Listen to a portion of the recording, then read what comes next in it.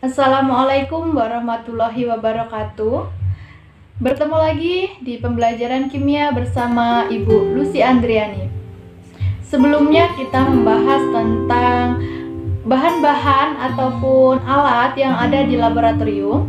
Untuk pertemuan kali ini kita akan membahas tentang keselamatan kerja di laboratorium dan juga masuk ke materi dan klasifikasinya yang termasuk di dalamnya unsur, campuran, ion, dan atom. Di laboratorium kimia banyak sekali zat-zat yang beracun. Untuk itu kita wajib melindungi diri kita dari zat-zat beracun tersebut. Untuk melindungi diri kita, maka ada beberapa alat keselamatan diri yang harus kita pakai pada saat di laboratorium kimia.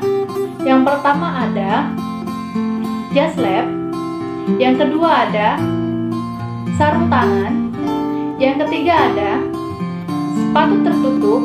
Kenapa kita harus memakai sepatu tertutup? Karena ketika cairan yang tumpah ke bawah atau ke kaki kita akan terlindungi.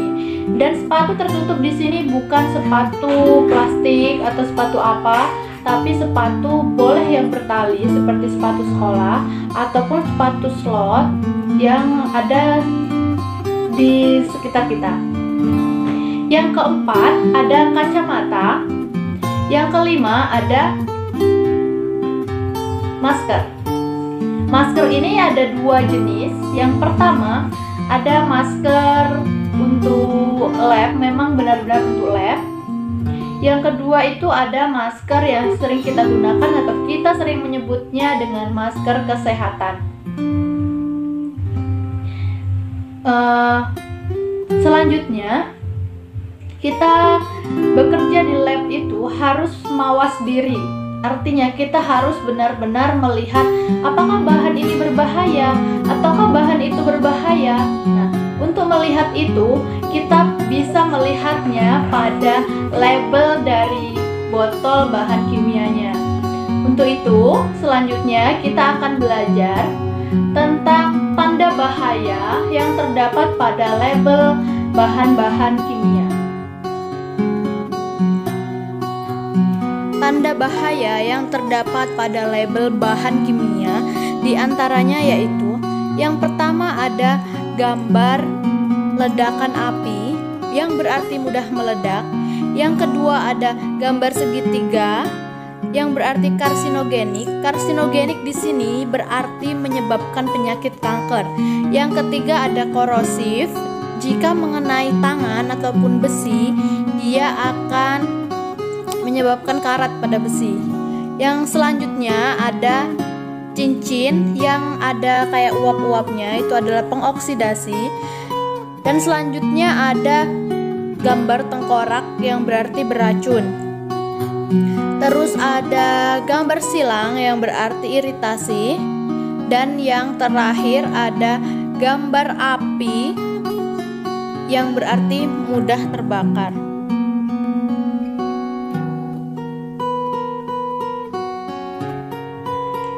Kita telah belajar mengenai alat keselamatan diri dan juga tanda bahaya pada label bahan kimia. Selanjutnya, kita akan belajar mengenai materi dan klasifikasinya yang terdapat di dalamnya yaitu unsur, campuran, logam, atom, ion, dan lain-lainnya.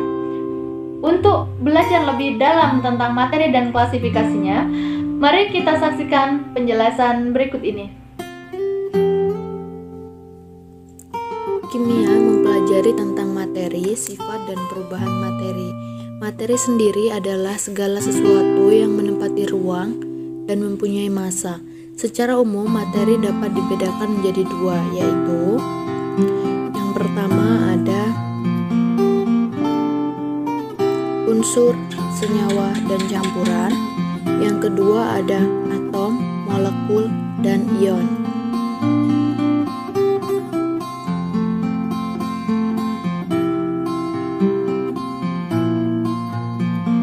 Kita bahas yang pertama, ada unsur, senyawa, dan campuran.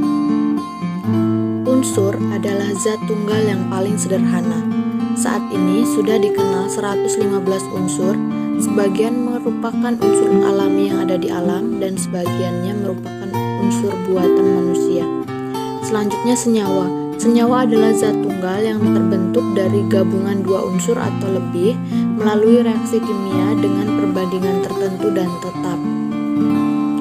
Campuran adalah gabungan dua senyawa atau lebih yang sifat-sifat zat penyusunnya tidak dapat berubah. Misalnya, ada campuran air dan gula yang tidak bisa dipisahkan lagi, mana gula dan mana air. Ini merupakan suatu campuran yang sempurna atau sering disebut campuran homogen. Dan contoh lainnya ada campuran antara air dan beras. Kedua campuran ini tidak dapat menyatu atau disebut dengan campuran heterogen. Penyusunnya mempunyai tempat masing-masing. Cara memisahkan larutan. Yang pertama ada filtrasi. Contohnya, campuran pasir dan air dipisahkan melalui penyaringan. Yang kedua, kristalisasi. Larutan garam dapur dipisahkan dengan penguapan atau menguapnya air yang ada pada garam. Selanjutnya, atom, molekul, dan ion. Atom adalah bagian terkecil dari suatu unsur yang tidak dapat dibagi lagi. Pendapat ini dikembangkan oleh John Dalton yang dikenal dengan teori atom Dalton.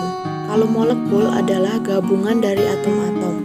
Gabungan atom-atom yang sejenis disebut molekul unsur. Kalau gabungan atom yang tidak sejenis disebut dengan molekul senyawa.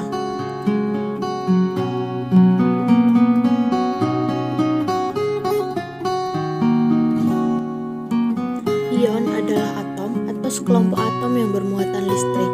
Ada beberapa senyawa tertentu yang tidak tersusun dari molekul tapi tersusun dari ion-ion yang disebut dengan senyawa ion.